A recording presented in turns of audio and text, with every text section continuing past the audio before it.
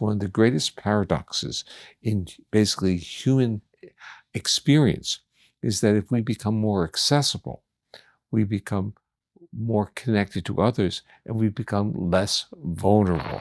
So polyvagal theory basically honed in on the underlying physiological state. When our bodies become under states of threat, we mobilize, we go into fight, flight, we try to defend, and when we become overwhelmed, we shut down. So what appears to be a trivial event that intellectually means nothing, their body interpreted as life-threatening. So what the theory did was give a tremendous understanding of the individual's reaction to an event. And like Deb Dana's work, where it's not the story, or the story follows state. State is that intervening variable, that physiological change that occurs. What we've learned from the theory is what it is to be a human being. 9, 8, 7, 6, 5, 4, 3, 2, 1, 0.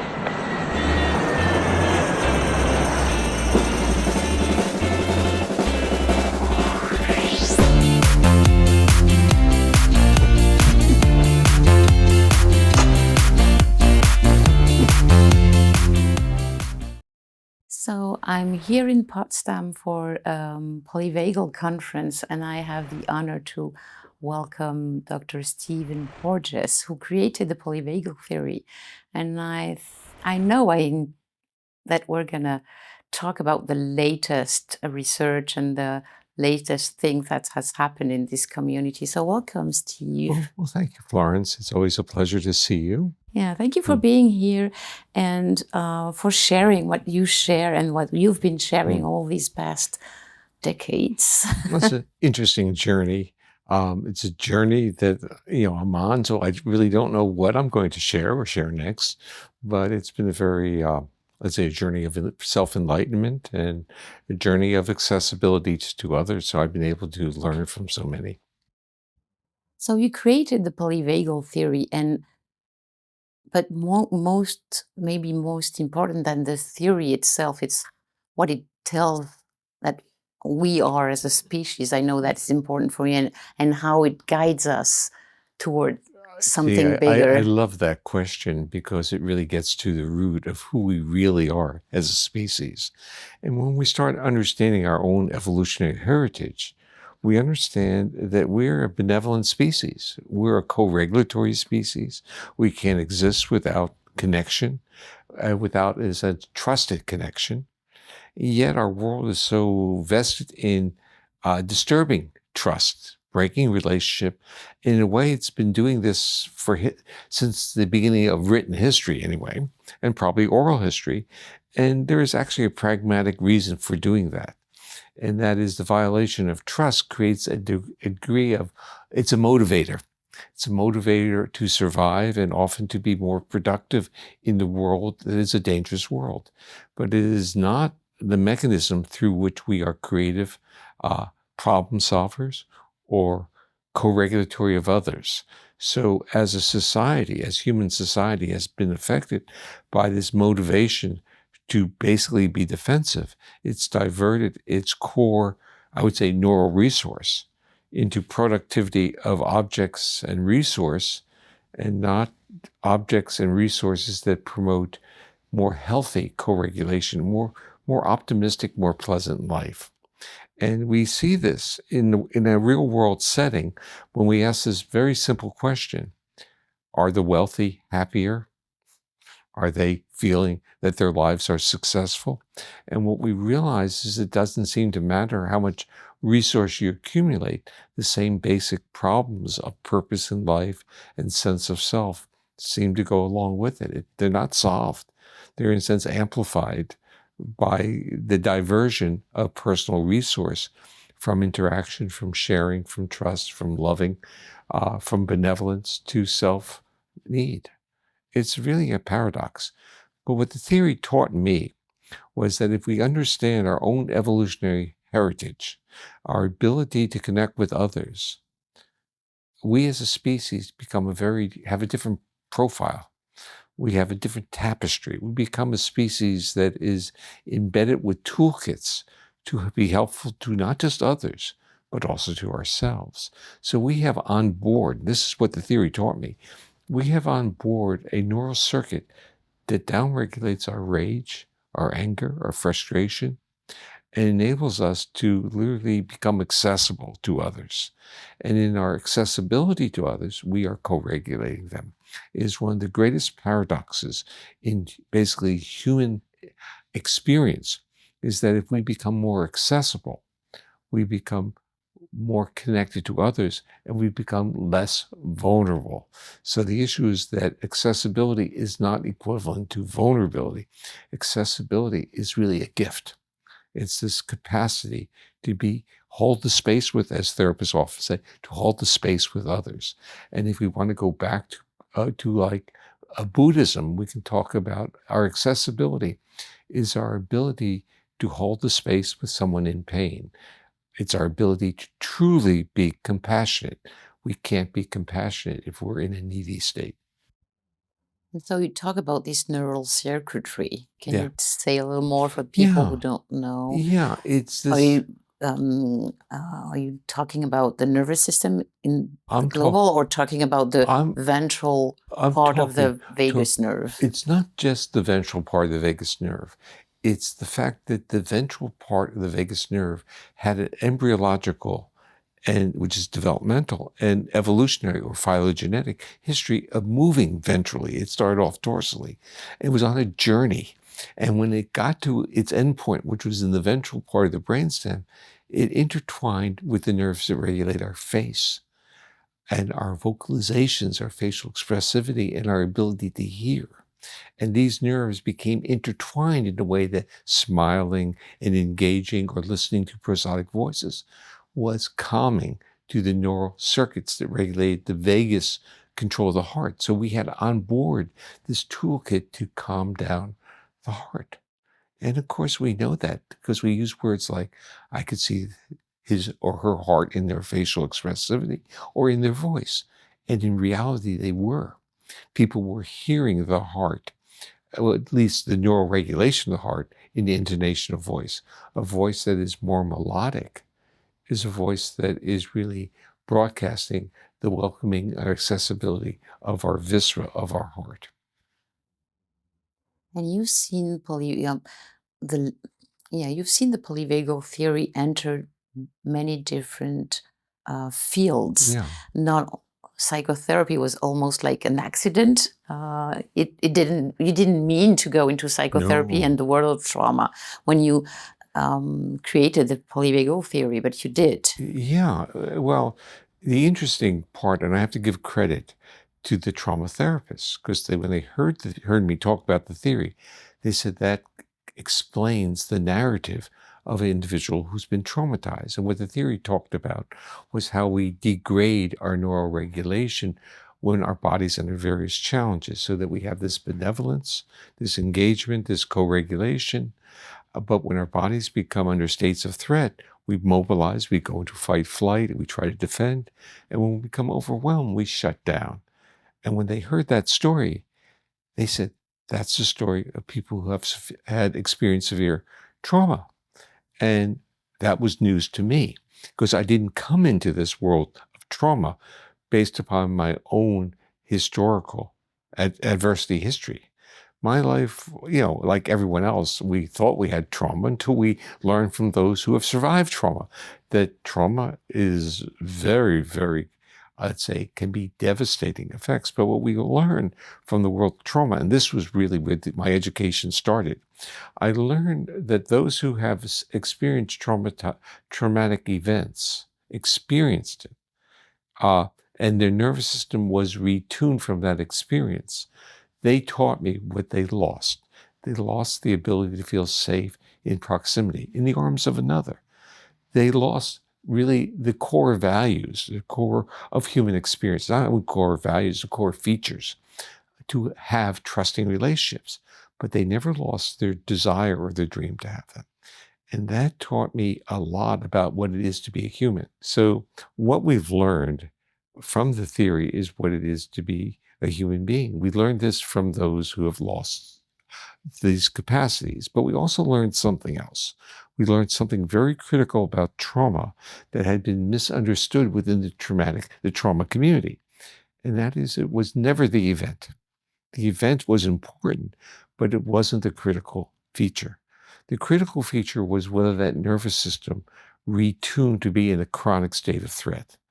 And this is powerful because it explains why some people experience trauma, they live through it, and they're resilient and they're fine. And other people, merely being embarrassed publicly or being shouted out, their body retunes and they can't engage the world.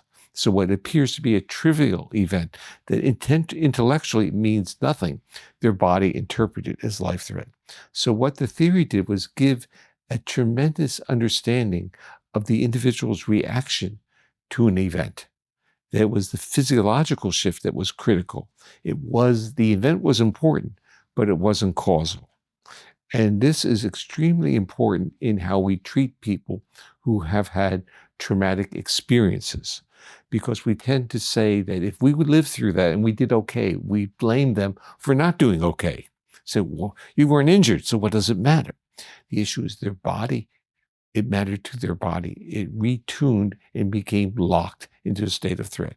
And that respect for the individual's physiological responses changed the whole portfolio of treatment models of how people deal with trauma. It changed it from events, from literally habituating and becoming desensitized to threat signals, to an understanding that the physiology needs to be in a state of calmness to be resilient enough to deal with the flexibility of these triggers.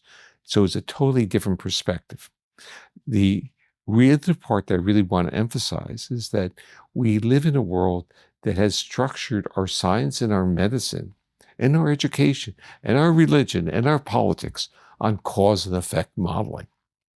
And so what people wanted to think that trauma caused, and not that trauma changed the probabilities of a reaction, because for some people it retuned something in the middle between the cause and the effect, or stimulus and response. It changed the organism, changed our physiology. And this becomes problematic in terms of even how medicine works. Medicine does clinical trials where it tries to create a cause and effect relationship. But we all know that some people respond well to drugs, some people don't. And that's that organizing, intervening variable between the stimulus and response. So polyvagal theory basically honed in on the underlying physiological state.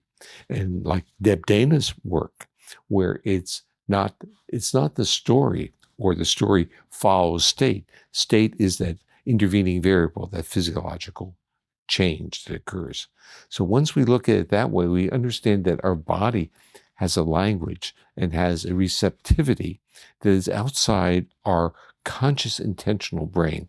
So we can't will it. We can't have this intentionality of saying, oh, it's not important to me, I'll be fine. And that's why cognitive behavioral therapies, have their limitations when applied to dealing with severe trauma histories. And so polyvagal theory entered the trauma field, but also coaching, education. We have a dream, which would be that everybody in the world, on the planet, would be polyvagal informed, and we wouldn't have what's happening today, like these extremes thoughts and etc. in the politics. But what are the most, where has it been the most effective, or the most? Where has it brought the most changes? Do you think? I think let's start off with the areas of neurodiversity, like autism.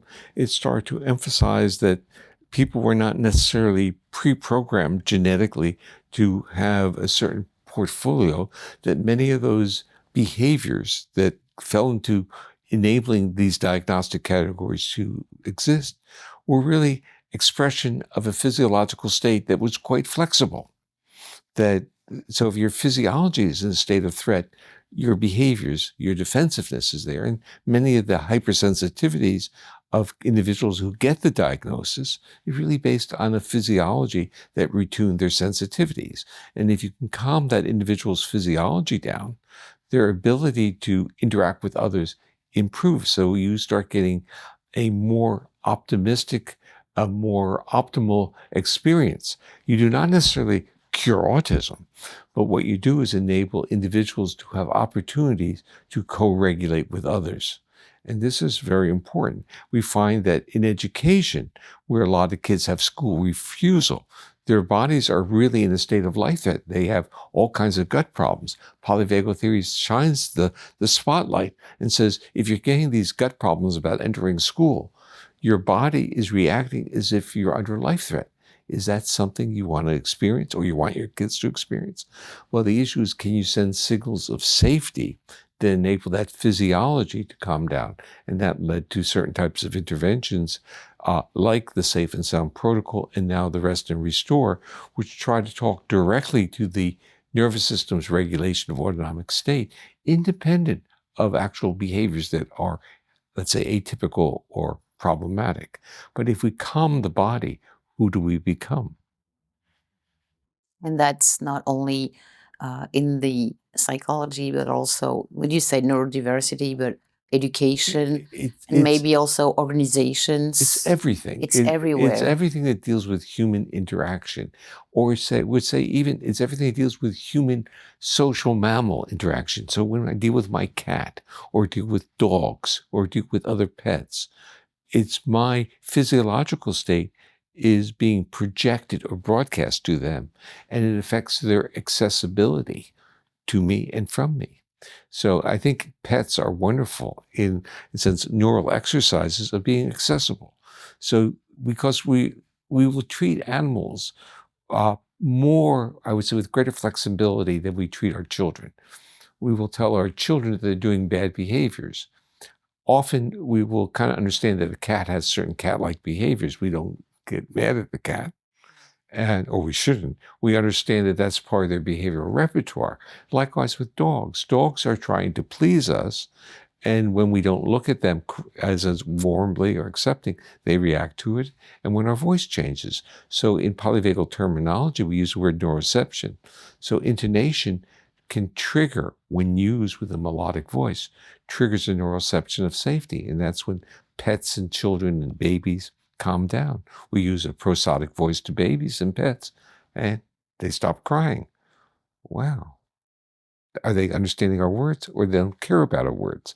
They understand that we are broadcasting our physiological state. And that's why in social interactions, in our culture, we are great believers in words.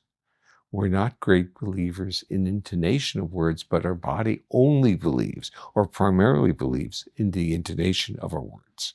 So you have two different portals. We have a linguistic one, which is using high cortex, but the intonation is using brainstem. If the brainstem detects threat, forget it. There's no interaction.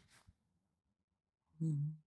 You talked rapidly about the Safe and Sound Protocol and the Rest and Restore Protocol, which is brand new, and that you will be talking at this Poczdamie conference. This is intervention through music, but it's special music. Yeah. What's the difference between that, what you're offering, or what you've worked on and really developed, and like music therapy? Well, it could be considered music therapy, but where music, in polyvagal music terminology, music is a vehicle. But what is a vehicle for? So with Safe and Sound Protocol, it's a vehicle for the modulation of sounds that amplify prosody, like intonation of voice. Rest and Restore, it's modulation of the endogenous bodily rhythms that our brainstem, our nervous system, knows regulates our internal organs. So we know that music with certain high frequencies can literally trigger seizures, sounds and lights. And we know that music, when it's played at a certain tempo, organizes our somatic motor. We march or we dance. And these are this is called entrainment, where the nervous system recognizes the rhythms and then produces a neural circuit that is triggered by that entrainment. But we tend not to understand the relationship between the rhythms of our viscera, of our organs. Those rhythms are extraordinarily slow.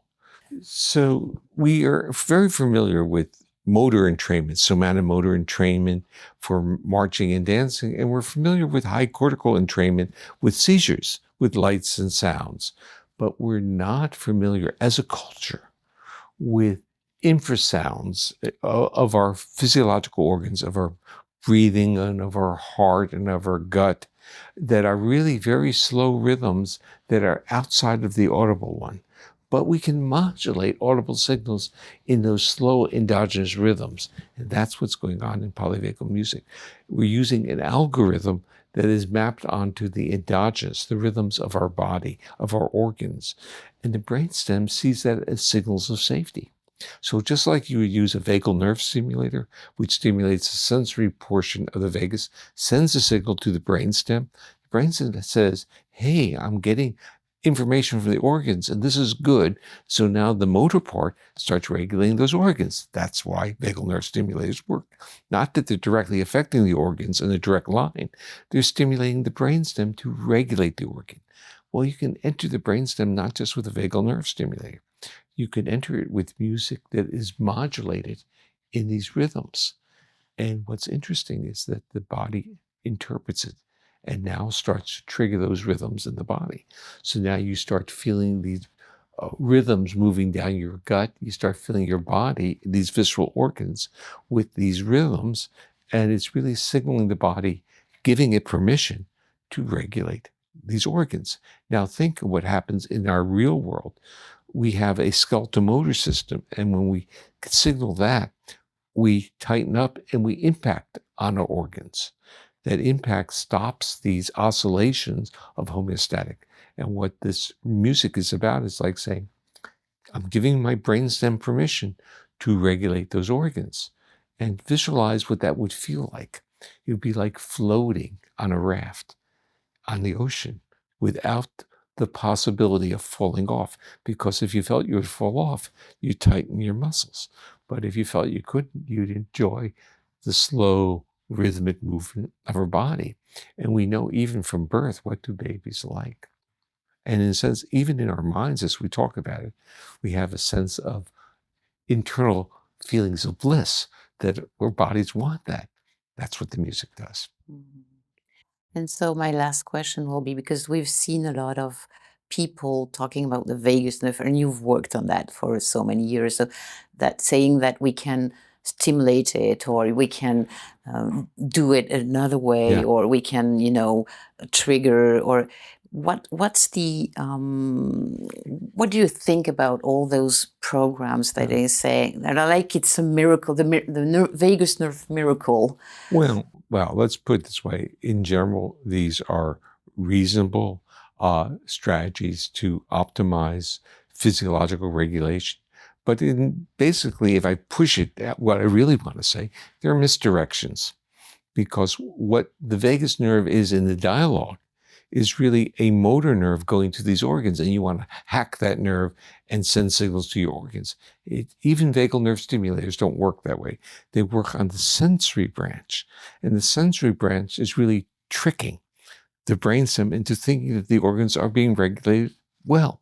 And so it now builds onto that information and now feeds back to those organs, because it's a feedback loop. And so the misdirection is on the nerve itself and not on the feedback loop of which that nerve is part of. And it's a misunderstanding of the locus, the source of where that nerve comes from the brainstem. And the nerve that comes from the brainstem comes from different areas of the brainstem. And how do you signal those different areas of the brainstem? And so like with the Safe and Sound protocol, we're using oscillations of frequencies that signal the safe and the ventral vagus. So you start looking at people and smiling, engaging, voice changes. But with the rest and restore, it goes to the dorsal vagus and says, we think of the dorsal vagus in polyvagal theory as that life threat reaction. But what does the dorsal vagus do when it's not in a state of life threat? Well, it deals with all your subdiaphragmatic organs. And if you live in a world in which your clients or your family have experienced life threat, where is it expressed? Subdiaphragmatically. So now can you signal that part of the brain and to say, hey, the organs are doing well. Let's get them back into homeostatic. And that's what these endogenous rhythms do. Our brainstem knows these rhythms. It's familiar with it. And it's easily entrained. Just like marching and dance. We know what the beat is. Our brainstem knows what the beat is for these lower rhythms. And it's not just a slow beat, it's the modulation of sounds. And so that's the music we created with my collaborator, Anthony Gorey. And what we did was he basically composed music based upon a set of principles. And then there were certain, after it's composed, processing of the sounds to put all these various rhythms in. But basically, we're dealing with 3 different parameters at the moment with different rhythms in them. And they're set up at harmonics of each other. Thank you so much, Steve Porges. Is there some very last words you want to share with the people who are listening to us today? Yeah. So for me, I'm sitting in background on, I create the structure of the theory. And for me, just as for many of the people who discovered it when they read it, it was literally an eye-opener. It was a way of organizing information that was that fit our intuition. And I continue to marvel and be really, in certain ways, overwhelmed by how people have used it and the positive impact it's having. So basically, those are gifts to me. So I'm very appreciative of people taking the basic ideas and expanding it and being creative with it. So thank you, Florence. Thank you very much. And for those who want to go further with the polyvagal theory, in English, you have many resources on the Polyvagal Institute website. And for the French-speaking audience who are listening to this interview too, you have quantumway.com. And for the other languages, there are many different international partners of Polyvagal Institute. So search for Polyvagal Institute and you'll find all the information about polyvagal theory. Thank you, Dr. Steve Porges. It's been really an honor and a pleasure to be with you. Thank you very much. Thank you.